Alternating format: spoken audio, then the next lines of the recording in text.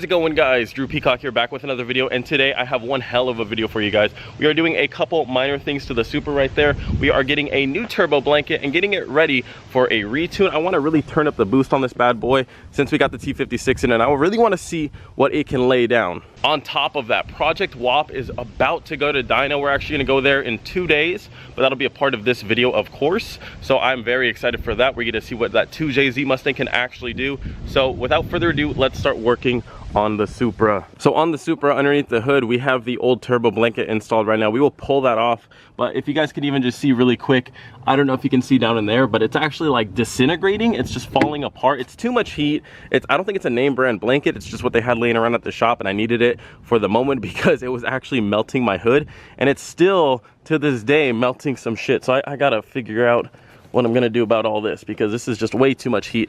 Hopefully with the new blanket, it will be solid. All right, so here I have the two side by side. This is the old one that was on my car. And I mean, I didn't do this. I just pulled it out and it's literally, it's disintegrating. It's falling apart. So that one is done. This one lasted a couple months, if that. So this is the new one. This is a Funk Motorsport T4 blanket. I think it's the Mark III T4, some weird shit. It's their new blanket, which is great. And just looking at the quality already, the interior, it has like a steel mesh almost, it looks like. I don't know what they use, but it looks like it has extra layers and it's way thicker compared to this one. This one I can pinch and it's like relatively thin. This one is like really thick. Like even if I try to compress it, it's still really thick, and they have their little logo on it. This isn't sponsored or anything, but we're gonna go ahead and toss this blanket on, and it should look and perform a hell of a lot better. Tossing on a blanket isn't rocket science. It just takes a little bit of finesse. I think it goes on like that, but I'm not 100% sure. Let's just try to test fit it, a little dry fit really quick. So going back to the install, I figured out that it goes on in this way. I hope the camera is picking it up. Pretty much there's extra fabric here to go around the exhaust flange. I don't see how it's gonna go around the exhaust flange because it's really tight, but we'll just have to try to make do and see how she fits. But I mean, it's just gotta do its best, you know?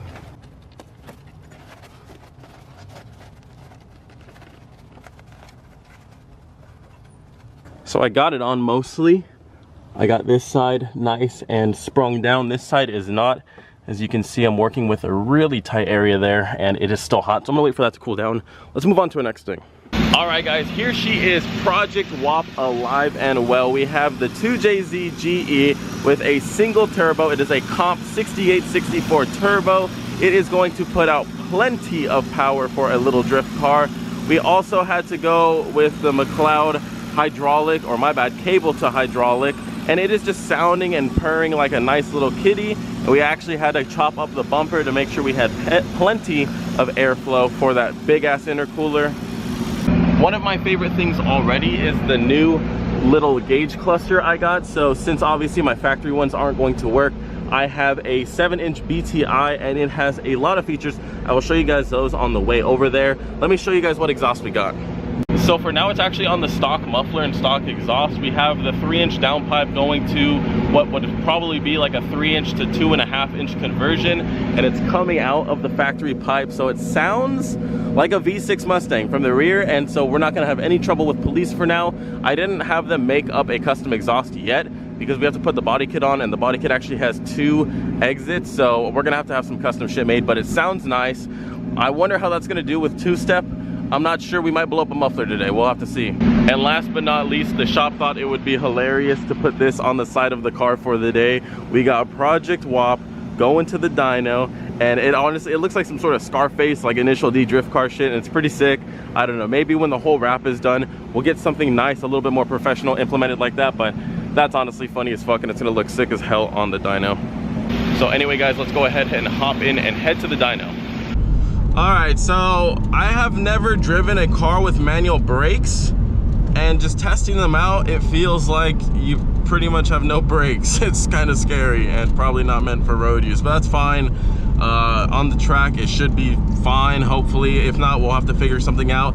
I don't know if we adjusted them correctly or if any adjustments had to be made. So for now, it's just a real sketchy car. I'm just gonna try driving it normal. I hope I don't stall here. I got people behind me now. Now, I remember with this clutch, it's like it's a really touchy like race clutch. I remember because this is the old clutch and transmission from the Supra when I first got it. This clutch is really sensitive and it really likes to be revved up before going. You can't just like kind of lean into it or ease onto it. You gotta fucking rev that bitch up and make sure she's nice and ready. There we go, stop number 2, slamming on. It's not that bad. I mean, we're only going like 20 miles an hour, granted, but I could do it. I mean, it's not that bad. I always got the little e-brake right here, so far so good. The car feels great. Like it's on solid mounts, obviously. There's no like fucking comfy comfort, so you feel vibrations, but I'm a fan of that race car shit, so I like that. But honestly, like in the interior, besides the fucking iPad right there, it doesn't look very aftermarket. Like if you were to just see the shifter, you'd be like, oh, he's just got a TRD shifter, but or a fake TRD shifter, whatever it is. But still, it's like you wouldn't expect a 2JZ on Project W.A.P. All right, guys, so we're here at Apexi Tuning with my boy Danny. He is knocking it out right now. We are about to start the E85, so camera's coming out. We got to take a look because it is going to be sick. The flutter, everything about it is going to be dope, and they have a bunch of dope cars around. So we got like a nice S13 coupe right here. So anyways, let's go inside and take a look. All right, so let me explain at what you guys are about to see. So Project W.A.P was on the Dynapack and it was acting a little bit funky. It wasn't loading both wheels correctly, so Danny, who is the tuner, also the same guy who tuned TJ Hunt Supra right there in the car, he was trying to figure out what the hell was wrong with it, and we expected to see a blown up diff. That's what he thought it was. He was like, it isn't working, and the diff's fine. We open it up and Rob takes a look and the diff is 100% fine. Every gear is fine. All the spider gears are intact. The ring and pinion is intact. So we're completely confused as to why the Dynapack and just the car, like everything was just being weird. The car was making a lot of noise. The Dynapacks were making a lot of noise. We couldn't really understand what the hell was going on. We were just double checking the gears. Everything was fine. Rob said, hey, look it. We already pulled off the cover and drained it. I'm welding this motherfucker, as you'll hear him say in a second. Since it's already out and we already did this, I'm welding the diff. Okay. And that's what he did. He started welding it and we got it welded, and that and also Danny messing with the Dynapacks kind of fixed the issue, and we didn't have issues for the rest of the night. So enjoy the rest and leave your comments down below as to what you think it's going to lay down. Comment down below. Keep in mind it is a drift car.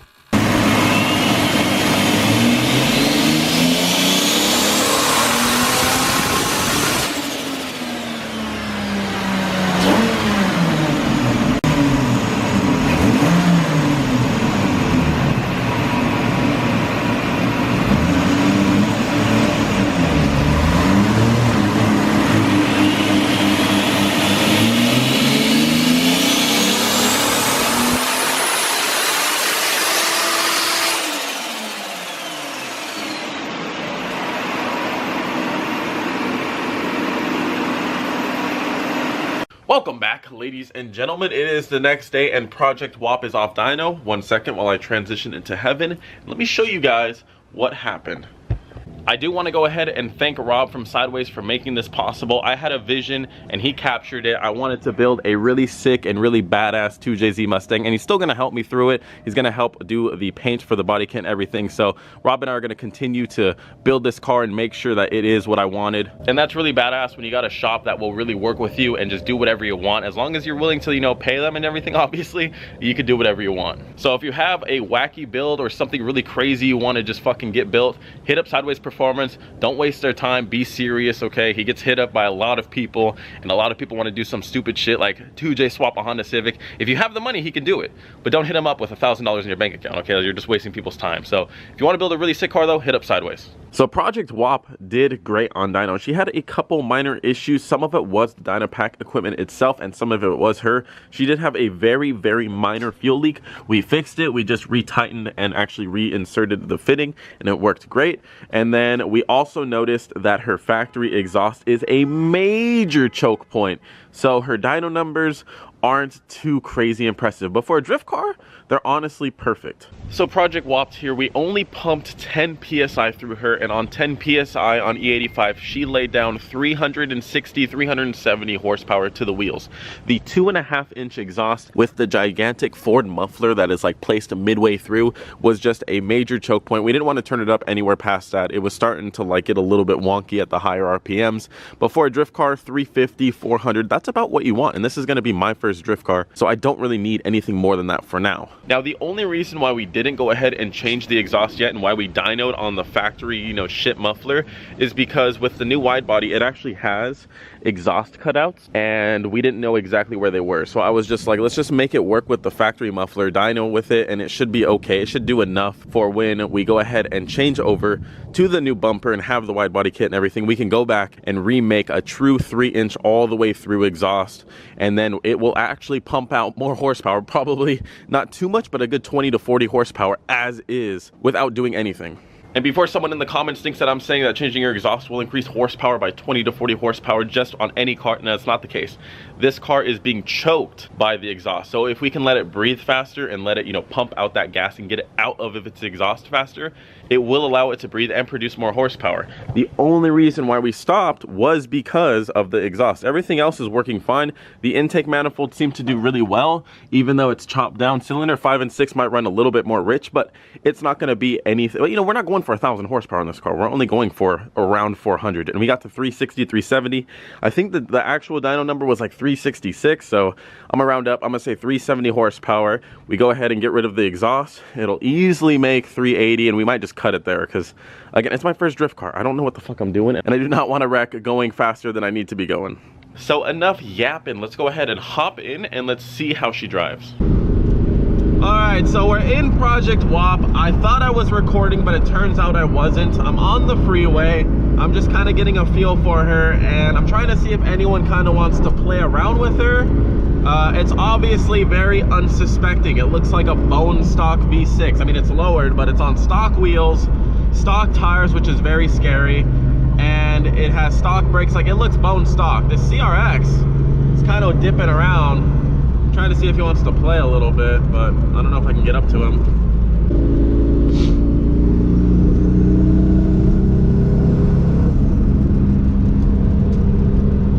I mean, I can hit him with a blow-up valve.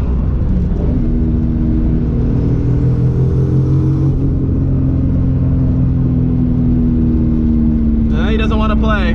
He's getting off the freeway. Oh, he gave me a thumbs up though. That's pretty sick. Okay, all right. V6 has earned credit from a sick looking CRX. I think he likes it. Maybe he knows who I am, because I wouldn't know what the fuck just happened if I saw a V6 Mustang that looked bone stock pull past me and you hear nasty turbo flutter, dude. I would be like, oh god, like, this guy's crazy, you know? And he's on stock wheels and tires. Oh my god. And that's why I love this car, because I could have fun in this car. If I blow up the motor tomorrow, I don't give a shit. It's a fucking GE. It's gonna cost me 800 bucks. Throw in a brand new GE block and we're done. We're done like that. And this car's gonna be so much fun. I gotta find someone else to fuck around with. Where, like, if I did that in the Supra, I would look like a giant douchebag, because I'm in a fucking Mark IV Supra trying to stunt on a CRX. Like, who cares? Like, that looks embarrassing on me. But in this, it's fucking hilarious, and I love it. And oh my god, I need to get the fucking exhaust installed so I can do the two-step and all that too, and then it'll be just like one super fun, like, unsuspecting machine. V6 Mustang pulls up on you, two-steps it, launches it, you're done, you're retired, no more.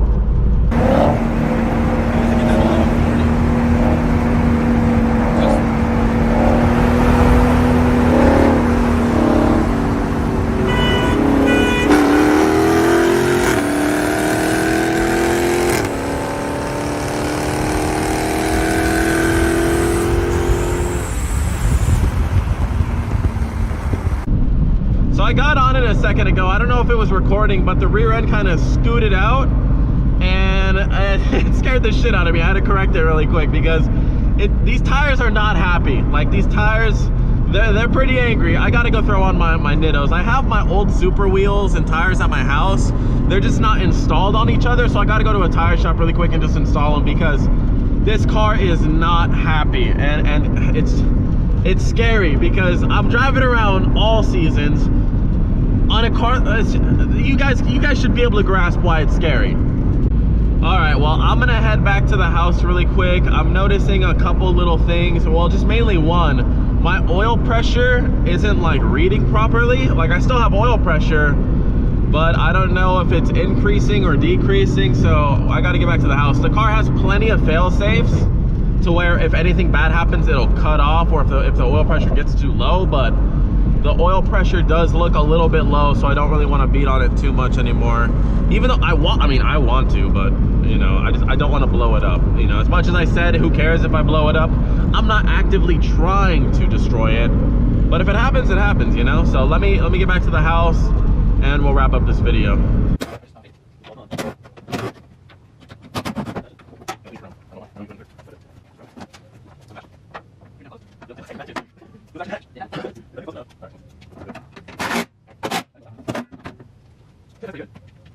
I'm still amazed on how close it is. In the camera, you could tell, like, it is different. If you look at it, yeah, come look at it. It's a little different. Oh, dude, that's, yeah, through your own eyes, it fits pretty good too. Like, the fender needs to be pushed in a little bit, but like, it's equal on both sides, surprisingly, for us forcing it. All right, guys, so we're back from the drive. As you saw, Brian and I did go ahead and put on the Cobra Terminator style hood, and I actually went ahead and heat wrapped it where the turbo gets really, really hot so I don't bubble it like my Supra hood. We put on my old turbo blanket. It looks like it's been through the ringer, but it looks fine. But yeah, there we go. This is Project W.A.P, and she is coming along swimmingly. Next weekend, I should be able to get on the wide body kit. We're just gonna go ahead and paint match it for now. I don't know if I'm still gonna do a crazy wrap, so we'll have to see, but for now, it should be good. Later today, I'm gonna go and get the front tires mounted so I have a matching set of wheels and tires, and it'll look a bit better, and I won't feel like I'm gonna die because I will be on some Nittos as I used to be on my Supra, so that will be perfect. Anyways, guys, that's gonna do it for this video. So if you guys want to see more of Project W.A.P, go ahead and hit subscribe, and until next video, peace.